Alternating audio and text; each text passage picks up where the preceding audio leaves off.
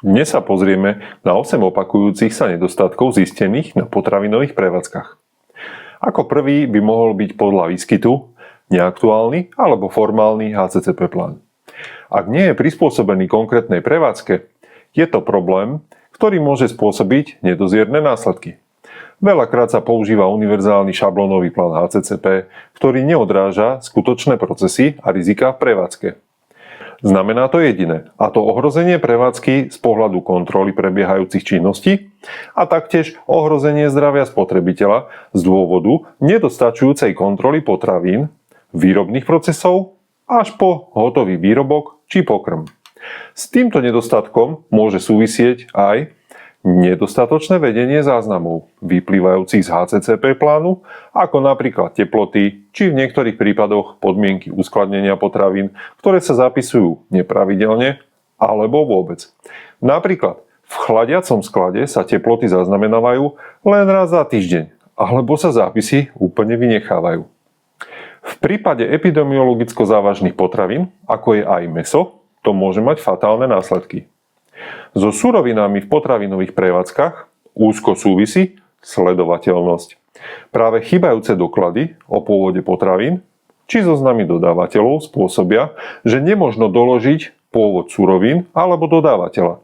Napríklad, že v pekárni nie sú dostupné doklady o pôvode múky alebo kontakty na dodávateľa. Takže môže dôjsť k situácii, že v prípade kontaminovaného výrobku sa nedá zabezpečiť, aby bol hotový výrobok v celom rozsahu stiahnutý z obehu, napríklad z dôvodu kontaminovanej šarže múky. Ďalší zistený nedostatok je nesprávne označenie alergénov, čo je najčastejšia chyba pri balených, ale aj nebalených potravinách. V prípade, že napríklad v reštaurácii na jedálnom lístku nie sú uvedené alergény, alebo sú označené nesprávne, napríklad chýba informácia o prítomnosti vajec v dezertoch, čo môže neinformovanému spotrebiteľovi spôsobiť kožné problémy, ekzém alebo problémy s dýchaním, či v horšom prípade až anafylaktický šok.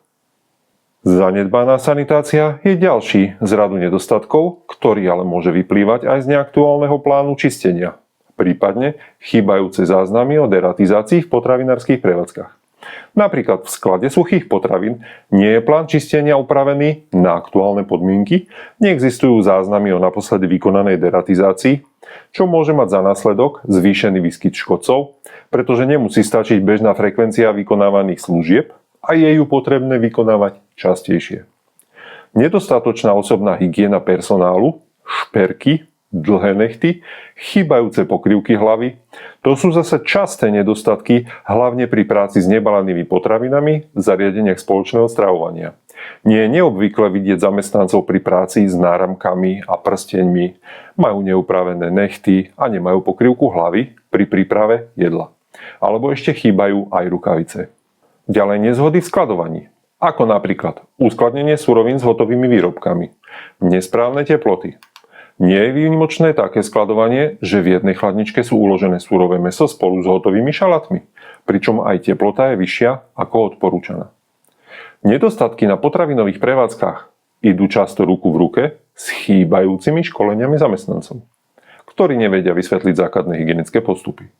Napríklad pri kontrole zamestnanci nevedia správne popísať, ako sa má vydezinfikovať pracovná plocha alebo manipulovať s potravinami v jednotlivých fázach výrobných procesov.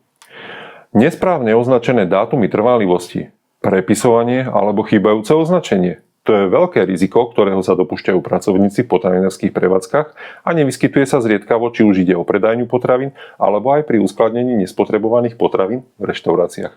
Napríklad na potravinách je prepísaná alebo úplne chýba dátumová etiketa, takže nie je možné určiť, dokedy je produkt bezpečný na konzumáciu či vhodný na ďalšie použitie.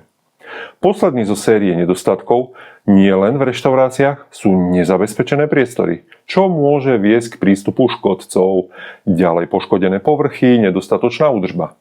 Môžeme si uviesť príklady z praxe. V prevádzke sú otvorené okná bez sieti. Na podlahe sú praskliny a steny majú poškodený povrch. Závady, ktoré umožňujú prístup škodcom. Toto nie sú ani zďaleka všetky nedostatky, ale na ich základe si môžete skontrolovať vašu prevádzku, jej technický stav alebo zabezpečiť preškolenie personálu. Ak vás téma bezpečnosti potravín zaujíma, nezabudnite odoberať náš kanál, kde pravidelne prinášame praktické tipy, zaujímavosti a novinky zo sveta HCCP a zdravého stravovania. Bezpečnosť potravín začína pri každodenných rozhodnutiach. Urobte z nich dobrý zvyk.